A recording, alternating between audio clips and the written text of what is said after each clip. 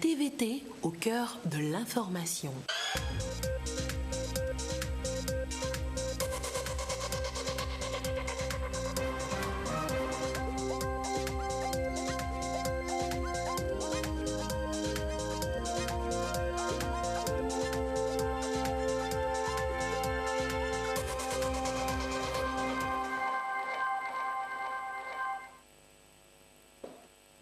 Il est 20h, bonsoir à tous. Dans l'actualité ce lundi, Jacques Chirac inhumé à Paris cet après-midi. L'ancien président français a eu droit auparavant à un hommage solennel. Plusieurs chefs d'État africains, dont le président Faure Gnassingbé, étaient là à Paris aux obsèques. Un mot pour leur arracher un petit sourire. C'est demain la journée mondiale des personnes âgées. La ministre de l'Action sociale s'adresse à nous tous tout à l'heure dans ce journal sur comment mieux nous occuper de nos personnes âgées. Et puis, le permis A, un objectif, beaucoup se bousculent à Cara pour se faire établir un certificat de nationalité. Ça passe par là, le permis A. Nous serons à Cara avec Nestor Mouzou et son équipe de reportage sur place. Voilà, madame, monsieur, le sommaire. Bienvenue. Voici le 20h. Jacques Chirac, désormais à Montparnasse, l'ancien président français, a été inhumé ce lundi après-midi dans la stricte intimité aux côtés de sa fille. Un enterrement après l'hommage solennel de la nation aux invalides. Et puis, à Saint-Sulpice, plusieurs chefs d'État africains, dont le président Faure Gnassingbé, ont assisté aux obsèques à Paris. Joseph Amigan.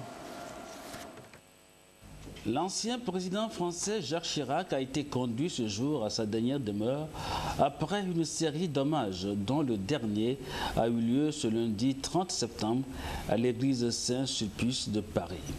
Le chef de l'État togolais Faure Gnassingbé a pris part à cette cérémonie officielle d'hommage aux côtés de nombreux dirigeants venus du monde entier, et ce en présence du président français Emmanuel Macron. C'est le Premier ministre français, Édouard Philippe, qui a accueilli les hôtes de Mac, dont le chef de l'État, Faure Gnassingbé, à leur arrivée sur le parvis de l'église.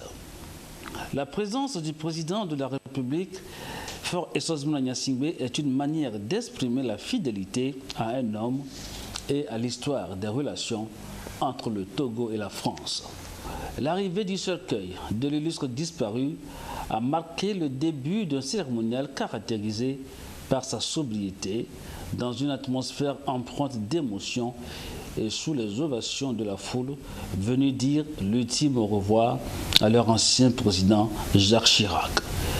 L'archevêque de Paris, dans son homélie, a rappelé les mérites et l'humanisme du défunt dans l'exercice de ses responsabilités politiques. Monseigneur Opeti s'est félicité de la présence des chefs d'État étrangers qui ont tenu à saluer la mémoire de Jacques Chirac en souvenir des excellentes relations qu'ils entretenaient avec lui. De nombreux témoignages ont insisté sur les qualités de l'illustre disparu, à l'instar du président Faure Gnassingbé, qui a rappelé l'amitié profonde et le respect mutuel qui ont toujours caractérisé les relations de Jacques Chirac avec le Togo.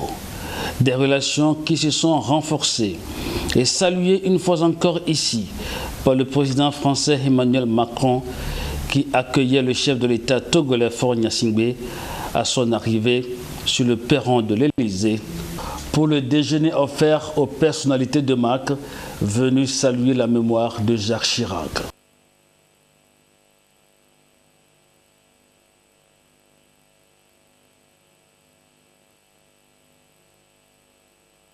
Et voilà donc pour l'inhumation du président français, de l'ancien président français Jacques Chirac, cet après-midi à Paris.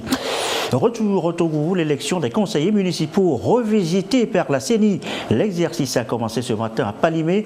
Attendu un rapport général d'activité de la Commission nationale indépendante au démarrage des travaux ce matin. Ferdinand Tiassoua. Le 28 mars 2019, les 17 membres qui composent la Commission électorale nationale indépendante CENI prêtaient serment devant la Cour constitutionnelle. L'exercice marquait le démarrage du processus électoral comptant pour l'élection de 1527 conseillers municipaux. Les 30 juin et 15 août 2019, ils ont été élus dans les 117 communes du Togo. Aujourd'hui, en fin de mission, les membres de la CENI et autres acteurs passent au peigne fin le projet de rapport général sanctionnant la fin des opérations électorales en vue de sa validation conformément aux dispositions prévues par la Constitution et le Code électoral. L'exercice de ce matin s'attache à reparcourir, à revisiter toute la démarche qui a permis d'arriver à la conclusion de ces élections. Il s'agit essentiellement de voir dans quelle mesure et relever les faiblesses et les acquis du processus de manière à pouvoir, autant que possible, se disposer à améliorer sur les activités du même genre dans le futur. Le rapport n'est à ce stade qu'un projet de rapport compilé par un comité que la CENI a mis en place. À cet exercice, l'ensemble des parties prenantes qui ont participé, qui ont eu une mise dans le processus électoral, ces partis ont été conviés à ce stade de manière qu'ensemble on fasse cette rétrospection sur le processus. Je saisis cette occasion pour rendre grâce et remercier l'ensemble de la population togolaise, les partis politiques à divers titres et toute la communauté. Cet ensemble-là qui a permis d'arriver aux résultats que nous avons connus, par lesquels aujourd'hui notre pays dispose de communes dotées d'organes d'administration qui désormais sont chargés de prendre en charge tout le processus de développement que nous souhaitons pour l'ensemble du pays. Une fois adopté puis validé, ce document sera transmis au gouvernement dans les prochains jours, tel que prévu par la loi. Le préfet de Kloto a saisi cette occasion pour féliciter l'institution ainsi que toutes les parties prenantes pour le climat de sérénité qui a régné durant les périodes électorales. Pour lui, le peuple togolais a encore une fois démontré sa maturité politique au cours de ce processus. Il a pour cela souhaité que ce climat se pérennise davantage pour les échéances à venir. On parlera désormais de travail décent au Togo. Eh bien, le document fera référence. Il est néanmoins encore à l'étude depuis ce matin. Copie à revoir et à valider pour les 4 prochaines années. Les précisions de Edem Sossoupo. Face à l'accroissement rapide de la main-d'œuvre qui contraste avec la disponibilité de l'offre sur le marché du travail, il est donc important de promouvoir les stratégies économiques et sociales de création d'emplois décents. Le travail doit nourrir son homme et lui offrir des moyens pour sortir de la précarité. Le Togo s'est engagé dans cette dynamique et développe des actions favorables à la valorisation de l'emploi et du travail décent dans toutes ses dimensions. C'est le fruit du document de profil pays de travail décent élaboré par les acteurs du monde du travail. Il couvre la période 2019-2023. C'est un document qui permet de faire l'analyse du travail décent sur 4 dimensions. Il s'agit des droits au travail, de la promotion de l'emploi, de la protection sociale et du dialogue social. On a essayé d'utiliser tous les indicateurs possibles élaborés par le BIT qui permet d'analyser le travail décent sous ces 4 dimensions. Et on le fait également en tenant compte des 10 éléments fondamentaux, je veux dire les thématiques. Il y a différentes thématiques que le BT a mis en place. Donc, en plus du contexte économique et social. Le document profil pays du travail décent qui a reçu l'appui du BIT, Bureau international du travail, constitue un instrument qui permet de suivre et de jauger l'impact des interventions publiques sur le marché du travail et met en exergue les défis majeurs sur lesquels se focalise le PND. Le travail décent, c'est le pilier des démarches du gouvernement. Lorsqu'on prend le PND, les 100 000 emplois et les 500 000 emplois horizon 2022 que les autorités ont indiqués, c'est bien de l'emploi et du travail décent. Parce que les tests des ODD demandent que toutes les déclarations parlent de travail décent. De façon pratique et simple, Il faut regarder certains aspects. Pour les conditions de travail, par exemple, est-ce que les employeurs payent en fonction des minima sociaux et catégoriels qui ont fait l'objet de négociations branche par branche? Lorsqu'une entreprise ne respecte pas les minima sociaux et les conventions, cette entreprise n'est pas dans le travail décent. On n'a pas dit qu'il faut qu'on paie les gens avec de gros salaires avant de penser que c'est du travail décent. L'autre élément clé, c'est la protection sociale. Est-ce qu'on a tout ce qu'on a dit qui font les statistiques dans un secteur de l'agriculture, est-ce qu'on les a déclarés à la caisse de sécurité sociale? Ou à tout le moins dans le monde artisanal, est-ce qu'ils ont au moins l'assurance maladie que le secteur informel et INAM ont signé? Si on regarde qui a la protection sociale, ça fait un deuxième élément important. Le contenu du document est soumis à l'appréciation du gouvernement, des employeurs et des employés pour une analyse tripartite. Il est précisé ici que la création des opportunités d'emploi pour la population active dans des conditions qui obéissent au principe du travail décent est nécessaire pour améliorer les conditions de vie des populations en vue de la réduction de la pauvreté. Autre préoccupation évoquée ce soir, l'accès au logement pour tous. La préoccupation est au centre, en effet, d'une conférence ouverte ce matin à Lomé. Question ouverte, que faire face à une population qui croît sans cesse à une demande de plus en plus forte? Question ce matin à l'ouverture de la session. Amira Biao et Kouissala. La population africaine accroît. Elle est estimée aujourd'hui à plus de 472 millions et devra atteindre 1 milliard en 2040 selon un rapport de la Banque mondiale. Et face à cette augmentation, l'un des défis majeurs qui s'impose aux États, c'est de lui assurer un logement décent. Constat, le financement de l'habitat dans les pays de l'UEMOA connaît d'année en année une baisse épouvantable, à en croire la Caisse régionale de refinancement hypothécaire. À cette conférence qui s'ouvre à Lomé, ministres, experts et responsables d'institutions financières veulent trouver une solution durable pour répondre au mieux aux besoins des populations en logement. L'objectif premier de cette conférence est de conforter la priorité observée aujourd'hui en faveur de l'habitat dans les politiques publiques de nos États, afin de dépasser l'idée que la promotion de l'habitat et de l'habitat social relève des mesures sociales de nos gouvernements.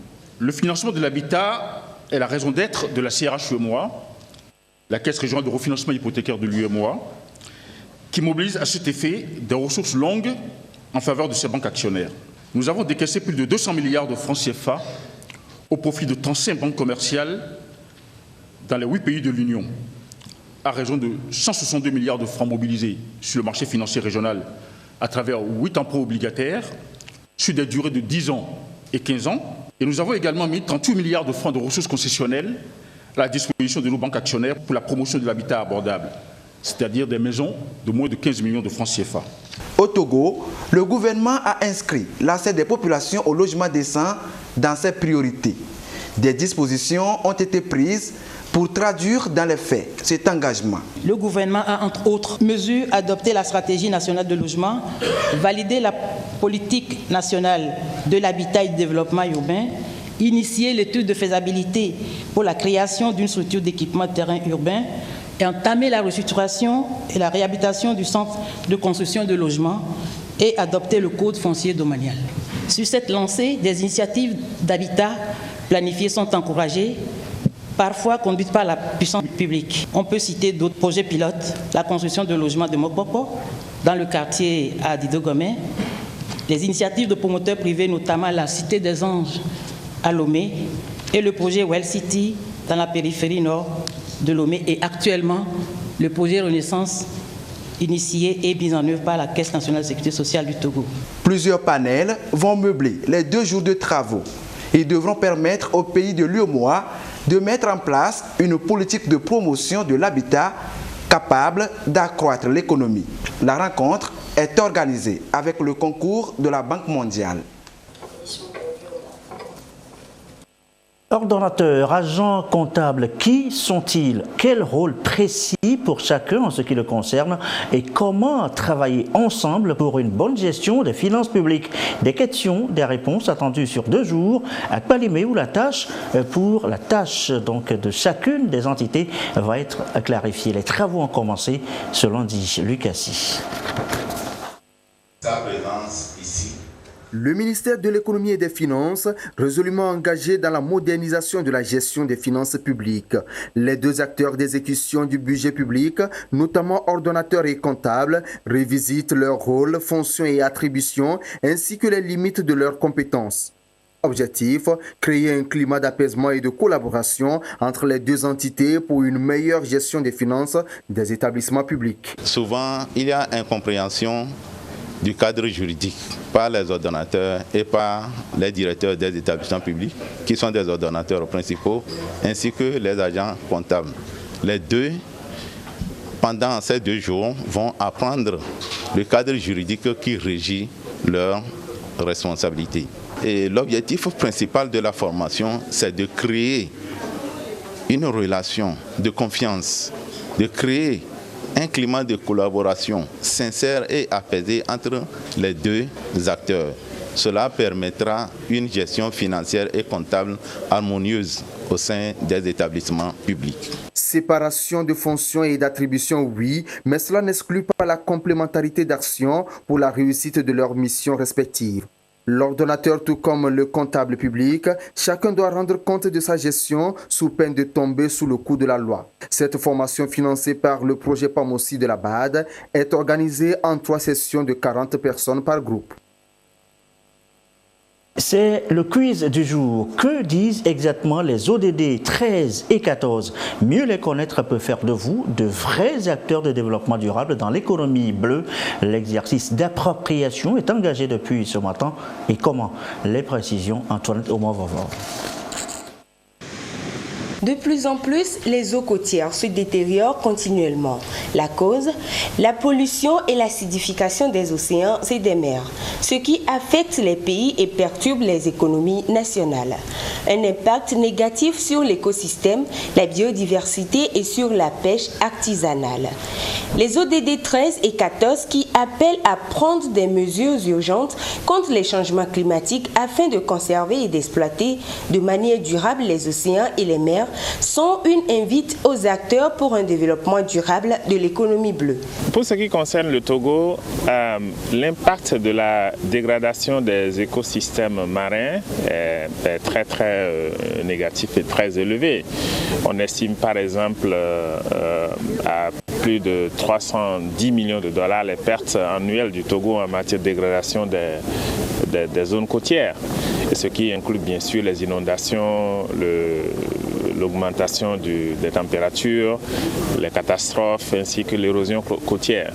Alors donc quand on voit que le coût de la dégradation des zones côtières est élevé pour le pays, cela appelle donc à l'action urgente, et c'est pour cela que la représentation forte du gouvernement togolais à cet atelier ainsi que l'implication de tous les acteurs que j'ai pu voir ce matin me paraît très encourageant et donne le signe que le Togo reste engagé, tel que cela est stipulé très clairement dans le plan national de développement du Togo sur la période 2018-2022 et qui vise notamment à mettre le développement durable au cœur des actions publiques. Le contexte motive la jeunesse. Elle lance ici un appel pressant aux autorités du pays pour plus d'actions en vue de réduire la pollution marine. On remarque qu'il y a de moins en moins de visiteurs comparé avant. Sur nos routes, il y a des déchets. Les plages sont de moins en moins visitées. Et on a voulu exprimer ce qu'on ressentait. On peut agir en créant un club et on sélectionne un jour où on ira ramasser des déchets à la plage. On peut créer des affiches. Le cluster maritime d'Afrique francophone CEMAF, initiateur de cette rencontre, entend sensibiliser les différents acteurs à s'approprier les ODD 13 et 14, des objectifs qui rentrent dans la droite ligne de la mise en œuvre du PND.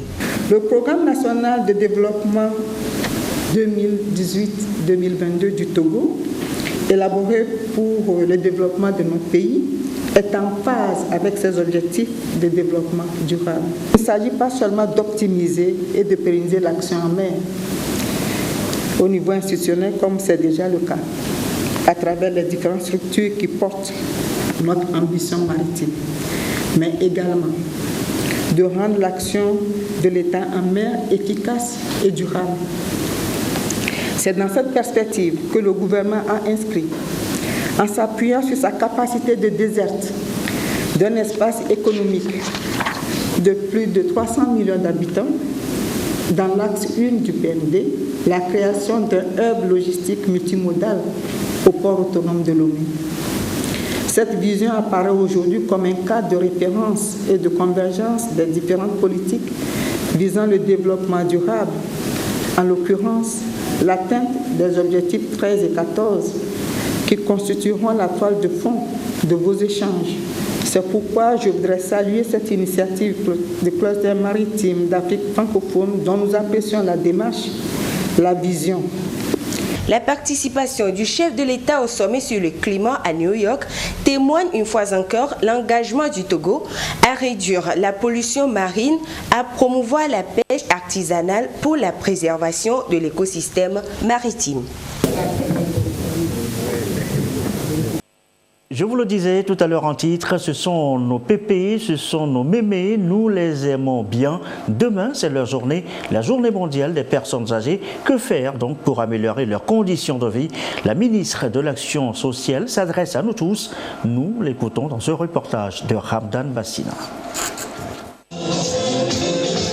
À l'heure où le monde entier célèbre la 29e journée internationale des personnes âgées, l'ONU estime à plus de 700 millions le nombre de personnes âgées de 60 ans et plus. Elles seront 2 milliards d'ici 2050, soit 20% de la population mondiale. Au Togo, en 2017, selon l'Institut national de la statistique et des études économiques et démographiques, on dénombre 375 000 personnes âgées. Le thème choisi cette année, vers une égalité entre les tranches d'âge, a pour objectif de réfléchir aux stratégies à mettre en place et aux actions concrètes à améliorer les conditions de vie des personnes âgées. Le thème de cette année s'aligne donc, comme nous pouvons le constater, sur l'objectif de développement durable numéro 10 qui met l'accent sur la réduction des inégalités parmi lesquelles celles fondées sur l'âge. Il est également en parfaite cohérence avec l'axe 3 du Plan national de développement 2018-2022 consacré à la consolidation du développement social et au renforcement des mécanismes d'inclusion. Dans l'objectif d'améliorer la qualité de vie des seniors, il est en effet important d'identifier les besoins et les contraintes auxquelles ils sont confrontés au quotidien.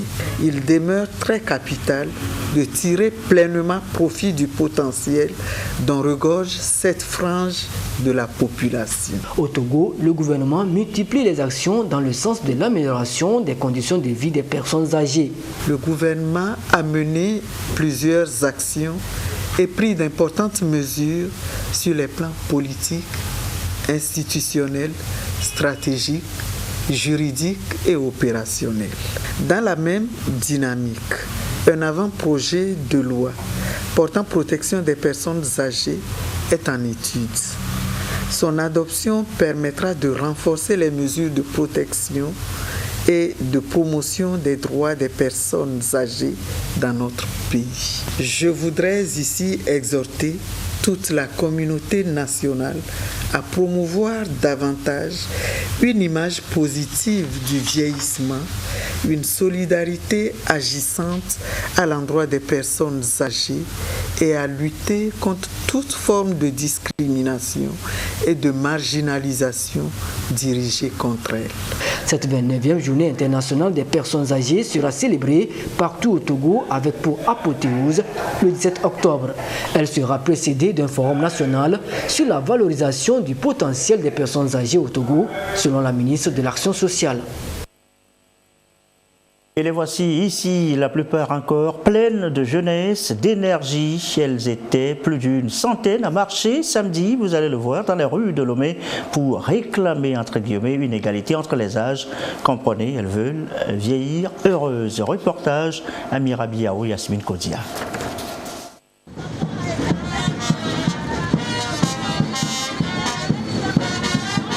Vieillir, oui. Être oublié, non. C'est sur ce slogan que les personnes du troisième âge ont sillonné les artères de la ville de Lomé. De la place Anani Santos à Gbadahonou, ces personnes âgées ont marché pour chuter à la plage. Lieu retenu pour annoncer la commémoration de la Journée mondiale des personnes âgées célébrée le 1er octobre de chaque année. Les personnes âgées se sont données pour slogan vieillir, oui. Être oublié, non. Nous voulons bien vieillir. Mais il faut qu'après nous, on se souvienne de nous. Bien souvent, l'homme agit pour ses propres intérêts. Mais chez les personnes âgées, nous disons qu'il faut faire quelque chose pour les autres. À partir de 50 ans, vous n'avez plus grand-chose à faire pour vous. Vous devez penser aux autres qui vous suivent après. Aux plus jeunes, nous parlons d'économie de la vie. Il faut savoir se tenir.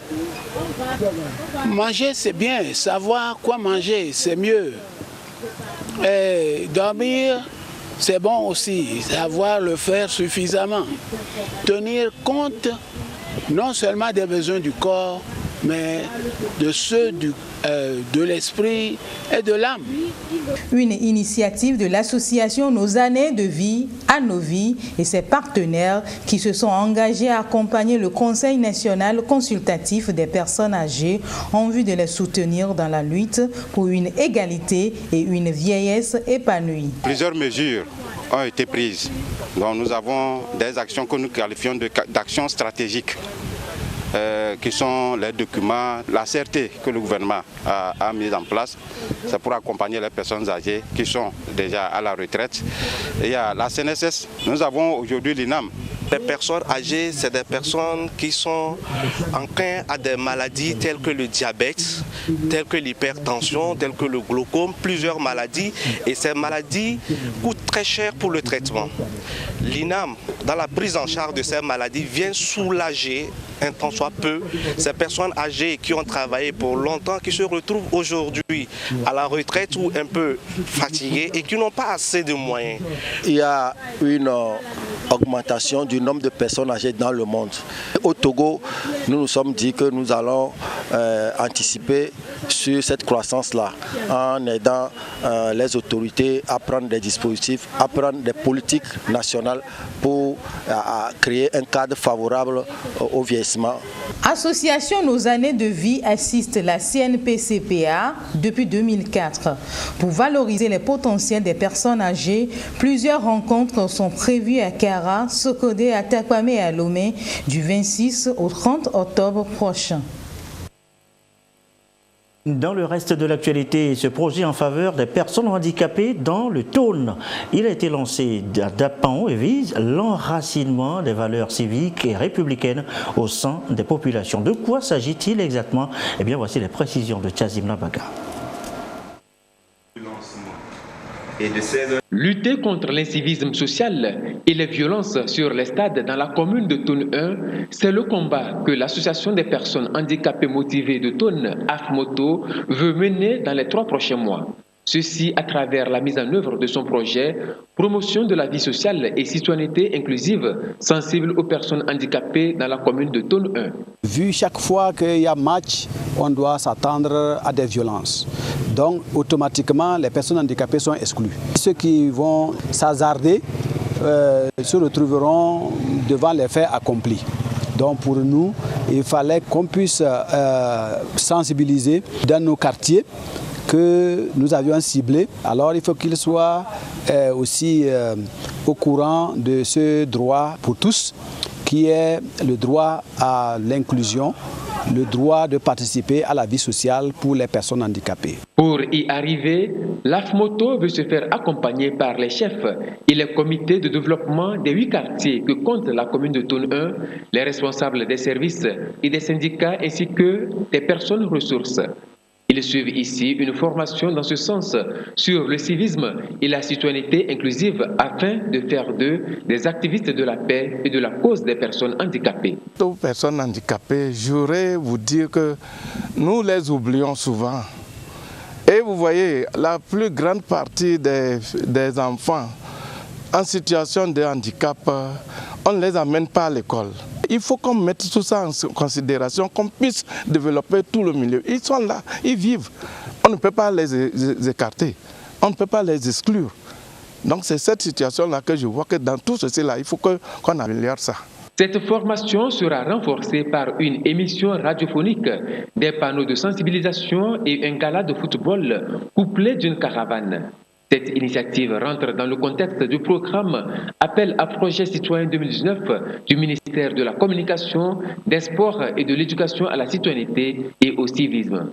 Les représentants du ministre, du maire de la commune de Thône 1 et du préfet de Thône ont tous souligné la nécessité de proscrire tout acte de violence dans les stades et dans les activités sportives et socioculturelles.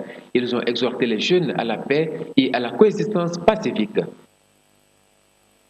Ce communiqué avant de refermer ce journal, dans le cadre de ses attributions, Monsieur le ministre de la Culture, du Tourisme et des Loisirs organise une tournée de prise de contact avec les acteurs et promoteurs culturels de la partie septentrionale du pays selon le programme ci-après.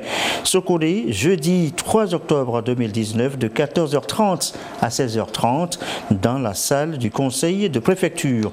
Kara, vendredi 4 octobre 2019 au Palais des Congrès de Kara de 9h à 11h.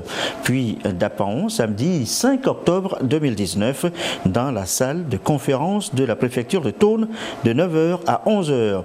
Vu l'importance de ces rencontres, eh bien, la présence de tous est vivement souhaitée, communiquée et donc signée du ministre Kosivi Igbitonio. Et ceci referme ce journal. Merci à vous qui nous suivez ce soir à Bobo Dioulasso, Burkina Faso. Et comme d'habitude, toujours fidèlement. Une belle soirée.